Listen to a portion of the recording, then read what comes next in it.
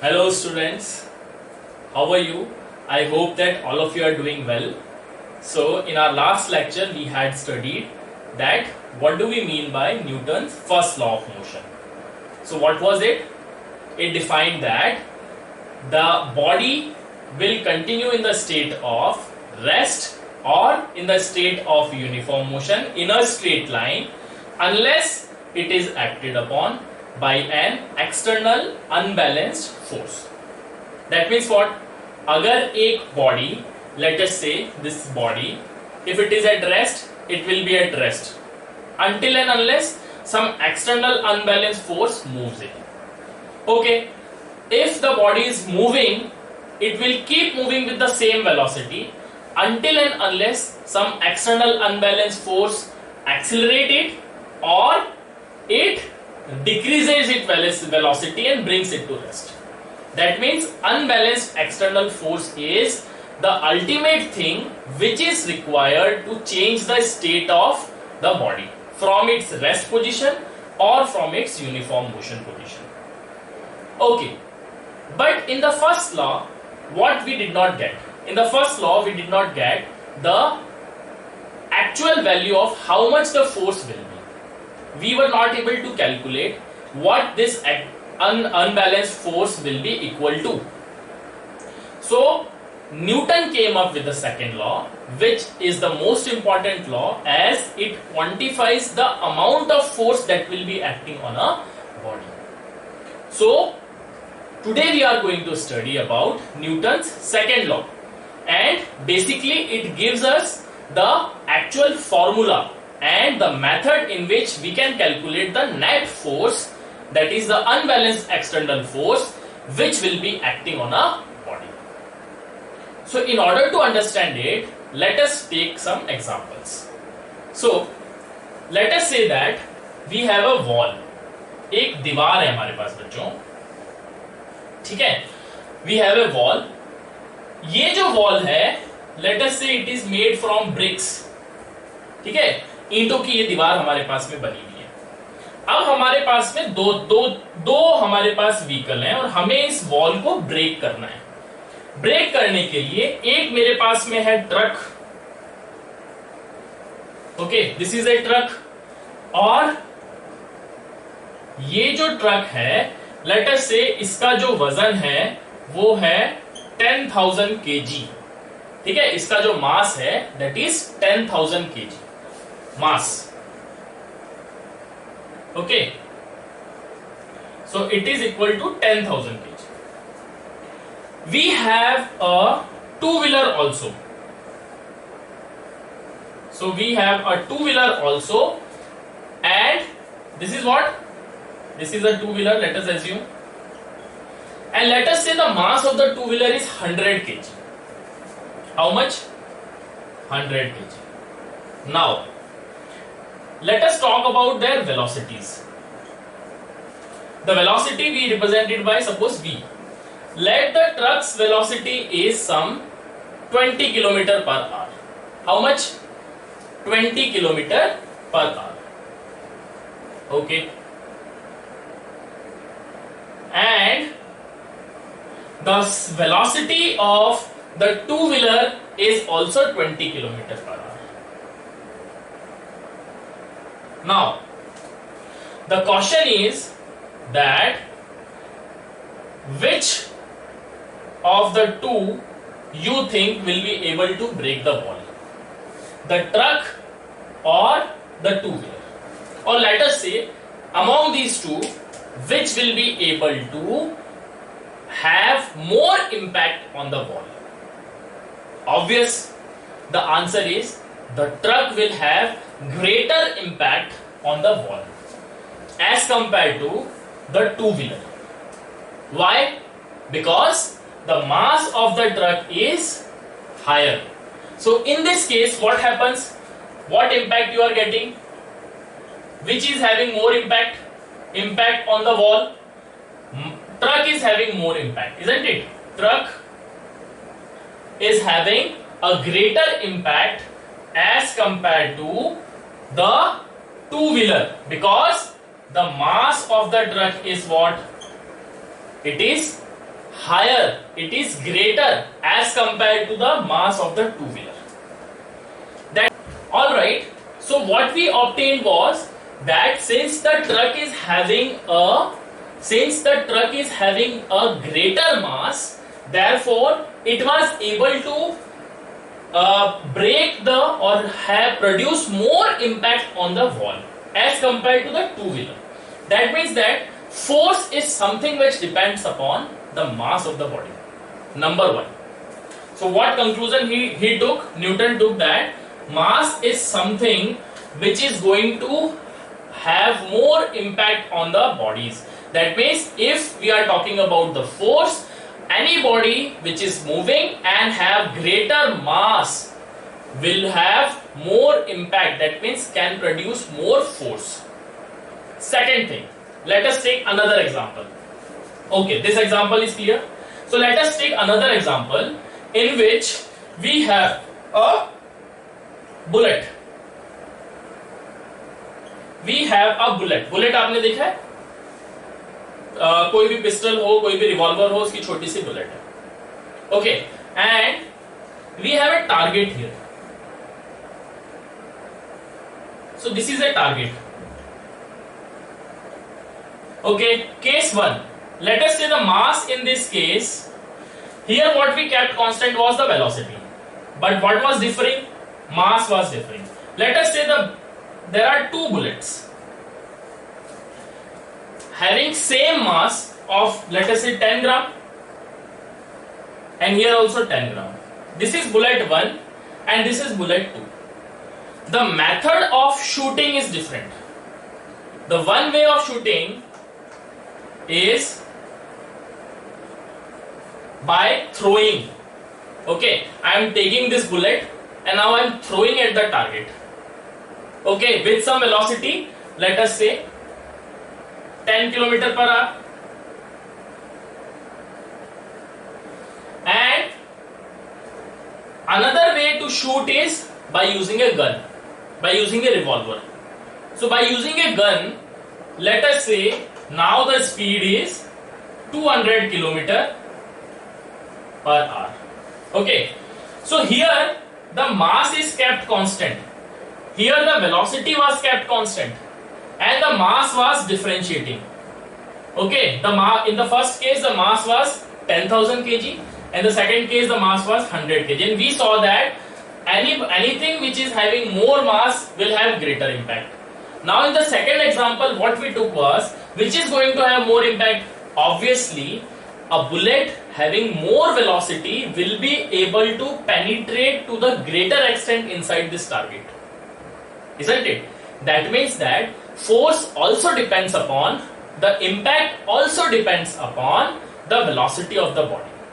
So which bullet had more impact? The one whose velocity is more. So from this second example, it was clear that the impact also depends upon the velocity. This quantity which will define the impact on a body is given by the name momentum by Newton. किसने दिया ये? Newton ने. Newton ने ये जो quantity है जिसके कारण ज्यादा इंपैक्ट लग रहा है, इसको क्या बोला? मोमेंटम बोला. So how you will be able to define momentum? So momentum is, let me rub this. So now students, two things is clear. Okay, two things is very clear now, that first the impact depends upon the mass and velocity, and the quantity which calculates mass and which considers this mass and velocity is known as momentum. So how you define momentum? Momentum, it is denoted by the letter P.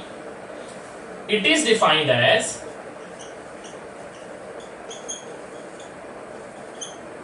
the product of mass and velocity of the body.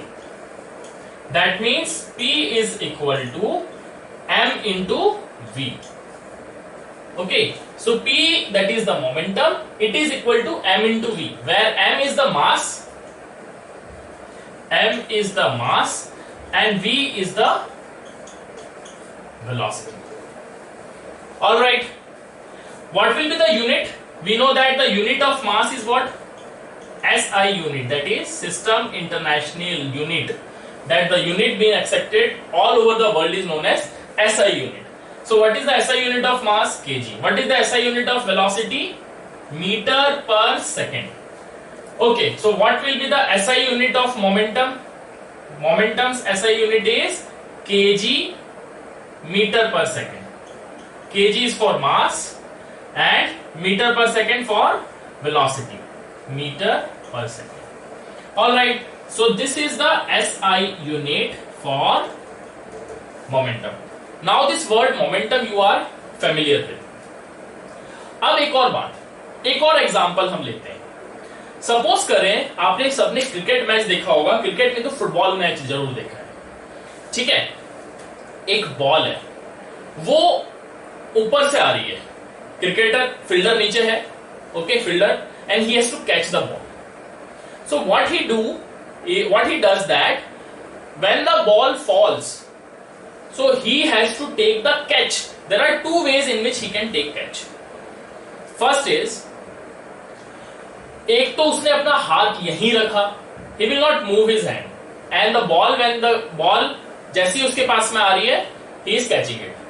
The second thing is that he brings his hand and takes his hand slowly in the direction in which the ball was coming. Suppose the ball is coming in this way, so he will move his hands also along with this. In the two cases, in which case whether the fielder will face more force of the ball? Obviously, एक case है जब उसने यहीं का यहीं उसको पकड़ा, तो जब ये कैच कर रहा था सेम जगह पर हाथ को उसने मूव नहीं किया, एक ही जगह पे अपना हाथ रखा है, तो यहां इसको फोर्स ज्यादा फील होता है. पर अगर ये अपने हाथों को उसी डायरेक्शन में धीरे धीरे पीछे ले जाता है, तो ये जो फोर्स है ये इसको इतने टाइम के लिए डिस्ट्रीब्यूट कर देता है. इसीलिए इस फोर्स का जो इंपैक्ट लगना है वो कम हो जाता है. It means what? It means that अगर मैं इंपैक्ट का टाइम ज्यादा कर दूं तो उसका फोर्स उतना ही कम हो जाता है. अगर मैंने टाइम को ज्यादा किया, इस बॉल को जीरो वेलोसिटी पे लेके आना है ना, ये कुछ वेलोसिटी से चल रही है, जीरो पे लेके आना है. इस जीरो पे लाने के लिए अगर मैंने धीरे धीरे करके जीरो पे लेके आता हूं तो मेरे लिए ज्यादा आसानी होती है. दूसरा एग्जांपल है, आपने देखा होगा when you are moving with 100 km per hour on a highway, suddenly a cow comes in between and you have to apply sharp brakes. तो क्या होगा? एकदम से आप लोग को, और गाड़ी को भी, गाड़ी अगर ज्यादा तेज स्पीड में हुई और अगर ज्यादा तेज स्पीड से वो जीरो पे आया तो उसको जो नुकसान होगा वो ज्यादा होता है. तो हम क्या करते हैं, धीरे धीरे ब्रेक लगा के 100 से एकदम जीरो नहीं कर देते. उस जीरो पे लाने के लिए हमें ज्यादा टाइम देना होता है. उस टाइम देने से क्या होता है, वो जो फोर्स था उसका इंपैक्ट हम कम कर रहे हैं. इसका मतलब ये हुआ कि हमारा फोर्स कम हो सकता है अगर उस टाइम को हम ज्यादा कर दें जहां वेलोसिटी चेंज हो रही है. वेलोसिटी में जो चेंज आ रहा है वो चेंज टाइम के साथ में हम इंक्रीज करने से फोर्स का जो इंपैक्ट है वो कम हो जाता है. तो इस बात से हमको ये मालूम पड़ता है कि, लेट मी रब दिस,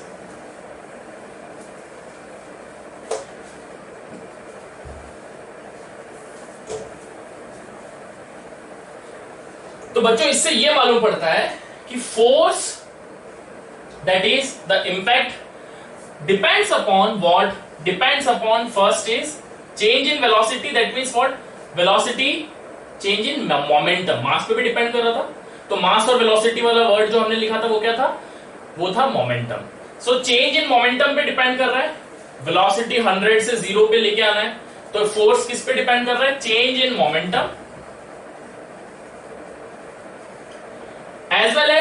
जितना ज्यादा टाइम लगेगा उतना कम फोर्स लगेगा. So it is inversely proportional to time.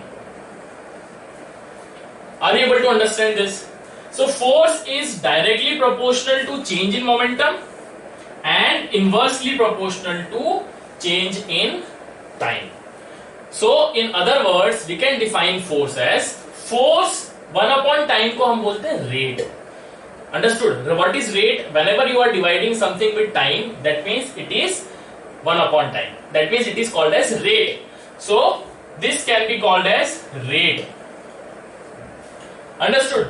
So how you can define force? Force is defined as it is the rate of change in momentum. Rate of change in momentum. Okay, so in this way we can define force, that is Newton's second law, and Newton defined force in that as per second law of motion, force is defined as rate of change in momentum. All right. So this is the Newton's second law. Now we can go for the formulation of Newton's mathematical formulation of Newton's second law. So now we will study the mathematical formulation of Newton's second law of motion. So this is Newton's second law. You are able to understand it? Okay. So now mathematical formulation of Newton's second law of motion. How the formula we obtained? Okay. So write the heading as mathematical formulation of what? Of second law. Okay, second law of motion. So first let the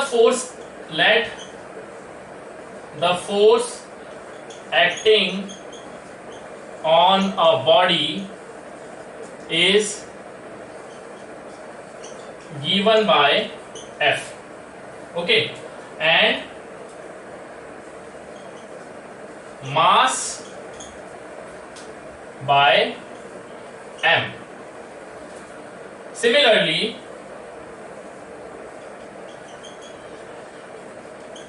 let the initial and final velocity of the body is u and v respectively. Okay, now from the theory part you might have written this. So from the theory part we knew that F, that is the force, is proportional to rate of change in momentum. That means what? It is proportional to, let us say the change in momentum is given by delta P. Delta means what? Delta means the change. So the change in momentum, instead of change in momentum, symbolically I am writing it as delta P, and the rate I am writing as time t. Okay, so delta t, and let us say the time taken is a small amount of time taken from 0 to t, so let us say it is equal to delta t. So delta p is what? Change in momentum. Change in momentum divided by delta t is what? Change in time. कितना time लगा उसको velocity को change होने में, so that is given by this. So when we are removing this proportionality sign, बच्चों ध्यान से सुनना, जब भी proportionality sign को आप equal to से remove करते हो तो आपको एक proportionality का constant लगाना होता है. So f proportionality की जगह मैं अगर equal to लिख रहा हूं, then there will be some constant of proportionality. So let us say this constant of proportionality is given by k. So it is equal to k into delta p upon delta t. Alright. So when we found the value of k through the medium of various experiments, we found that the value of this k is what? K is constant of proportionality. So when we found the value of k, the value of k was equal to 1. So what is the value of k? The value of k came out to be 1. That means f is equal to delta p upon delta t. Okay. Now delta p means what? Change in momentum. Initial change in momentum means what? Final momentum minus initial momentum. So in place of delta p, I am writing as final momentum minus initial momentum divided by delta t. Okay, so let me rub this.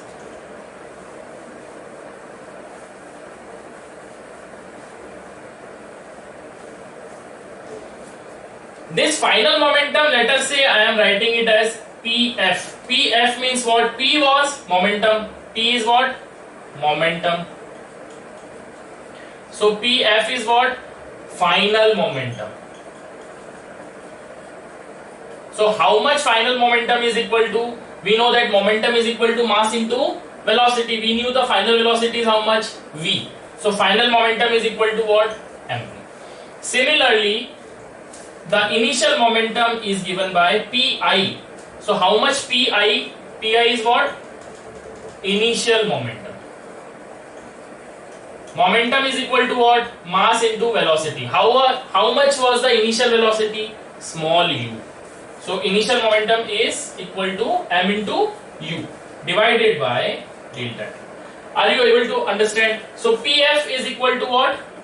mv. Pi is equal to what? mu. So if you are able to put the values here, so put the values here, Pf and Pi. So what we will get? We will get mv minus mu divided by delta t. Alright, यहां तक समझ आ गया? So let me rub this.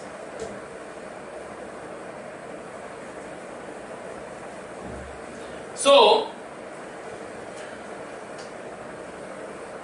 taking m as common, so force is equal to m common ले लिया, पीछे क्या बचा? v minus u divided by delta t. Alright, now how much is the acceleration? We know that acceleration कितना होता है बच्चों? Acceleration हमने last chapter में पढ़ा था. Acceleration is change in velocity divided by change in time, isn't it? जिसको हम बोलते हैं acceleration is rate of change of velocity. So how much the velocity was changing? V minus u. How much the time is changing? Delta t. So acceleration is given by what? V minus u upon delta t. So here you can see this part. इस part को आप देखो, v minus u delta t दिख रहा है, ये भी v minus u delta t. तो इसकी जगह पे मैं क्या रख दूंगा? a रख दूंगा. तो ये इक्वेशन अब किस में बदल जाएगी? तो मैं यहां चेंज करके लिख देता हूं. So m v minus u upon delta t की जगह पे मैं क्या लिख दूं? a लिख देता हूं. So force is equal to m into a. That means this is my actual formula for Newton's second law of motion, that defines that force is defined as product of mass and acceleration. product of mass and acceleration. And what is the unit of force? SI unit of force. SI unit of force. SI unit of force is what? Newton. किससे denote होता है बच्चों? N से denote होता है. Okay, तो second law आपको समझ आया. सेकेंड लॉ के दो स्टेटमेंट है. फर्स्ट स्टेटमेंट इससे पहले लिखा था, force is directly proportional to rate of change of momentum. Second formula क्या हुआ? सेकेंड है force is equal to mass, product of mass and acceleration. What is the SI unit of force? SI unit of force is Newton. तो बच्चों ये एक important formula हमको मिल गया. अच्छा, अभी हमने न्यूटन फर्स्ट लॉ पढ़ा था. फर्स्ट लॉ में ये बताया था कि एक बॉडी रेस्ट पर रहती है तो रेस्ट पर ही रहेगी, या यूनिफॉर्म मोशन में है, यूनिफॉर्म मोशन में है तो यूनिफॉर्म मोशन में ही रहेगी जब तक कि उस पर कोई एक्सटर्नल अनबैलेंस फोर्स नहीं लगता. Actually this first law is a special case of second law. We will see that. That is why I told you second law is very important. ये यहां तक समझ आ गया बच्चों? ओके, सो देखो, what I am telling you is that first law from second law. First law from second law. इधर देखो, second law ने क्या बताया? Force is equal to mass into acceleration. Acceleration किसके इक्वल होता है? Change in velocity divided by change in time. Alright, अब मैं चेंज इन टाइम को इस तरफ लेके जाऊं तो क्या होगा? F multiplied by change in time is equal to what? M into V minus U. Alright, अब देखो, अगर ये फोर्स मेरा जीरो हो जाए, if F is equal to zero, यानी इस बॉडी पे नेट फोर्स जीरो है. F जीरो का मतलब क्या है बच्चों? F जीरो का मतलब है इस पे जो नेट फोर्स है वो जीरो है. हो सकता है इस पे फोर्स लग रहा हो सकता है इस पे फोर्स लग रहा है, ध्यान से समझना, पर नेट फोर्स जीरो होना चाहिए. यानी कि एक अपोजिट फोर्स भी लग रहा हो, इसको कैंसिल कर दे तो नेट फोर्स कितना हो जाएगा? जीरो. हो सकता है इस पे कोई भी फोर्स ना लगे, उस केस में भी नेट फोर्स क्या हो? जीरो. तो दो केसेस हो सकते हैं, या तो इस पे कोई भी फोर्स नहीं लग रहा, या इस पे नेट फोर्स जीरो हो, यानी फोर्स बैलेंस्ड है. तो F जीरो का मतलब क्या है? F जीरो का मतलब है कि बैलेंस्ड फोर्सेस वाली कंडीशन, यानी net force is zero. F zero का मतलब क्या है? Net force is zero. ठीक है, जब नेट फोर्स जीरो होगा तो मेरे पास में इसकी जगह पे जीरो रखूं तो फाइनली क्या आ जाएगा? Zero multiplied by delta T equal to M into V minus U. यहां तक समझ आया क्या बच्चों? अब इधर देखना ध्यान से. ओके, जीरो इंटू टी करेंगे तो आंसर जीरो आएगा. ठीक है, मास कभी जीरो हो सकता है क्या? मास कभी भी जीरो नहीं होता. तो क्या जीरो होगा? ये V माइनस यू जो है ना, ये जीरो होना चाहिए, तभी तो ये LHS या RHS LHS के इक्वल होगा. तो ये जीरो होना चाहिए. इसका मतलब क्या है? V माइनस यू को जीरो होना पड़ेगा. अगर फोर्स जीरो है तो V माइनस यू जीरो होगा, तभी ये इक्वेशन बैलेंस होगी. Time delta T time zero नहीं है. जीरो क्या है? ये balance force, net force zero है. इसका मतलब ये LHS आंसर जीरो आ रहा है. Zero multiplied bye anything is zero. तो इधर भी आंसर में जीरो आना चाहिए. मास जीरो हो नहीं सकता, तो क्या जीरो होगा? V माइनस यू जीरो होगा. तो this implies that V minus U is zero, which means what? V is equal to U. और V इक्वल टू U का मतलब क्या है? Uniform motion. यूनिफॉर्म मोशन है ना. V इक्वल टू यू यानी जो फाइनल वेलोसिटी है वो जो पहले थी वही वेलोसिटी है अभी भी. ये कब हो रहा था? A body remains in the state of uniform motion unless some unbalanced force acts on it. Unbalanced force नहीं होगा तो क्या होगा, यूनिफॉर्म मोशन में ही चलती रहेगी. वही है, अनबैलेंस फोर्स नहीं है. अभी कितना फोर्स है, बैलेंस्ड फोर्स है. जब बैलेंस फोर्स है तो वेलोसिटी भी सेम रहेगी.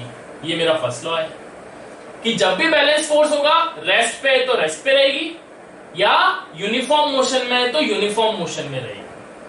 तो ये है मेरा फर्स्ट लॉ. तो फर्स्ट लॉ भी किससे डिराइव हो गया, सेकेंड लॉ से. इससे हमें क्या मालूम पड़ा, यूनिफॉर्म मोशन से क्या मालूम पड़ा, until and unless external unbalance force नहीं लगता जब तक बॉडी यूनिफॉर्म मोशन में ही रहती है. क्योंकि जब बैलेंस फोर्स लग रहा था तो मोशन भी मेरा यूनिफॉर्म ही आया. Are you able to understand this? So this way the first law also depends upon also can be derived from the second law. That is why I told you second law is the most important law. So thank you very much. I hope that you might have enjoyed this session और आप लोगों को समझ में आया होगा. In case of any query, you feel free to write me back. Thank you and have a nice day. Bye bye.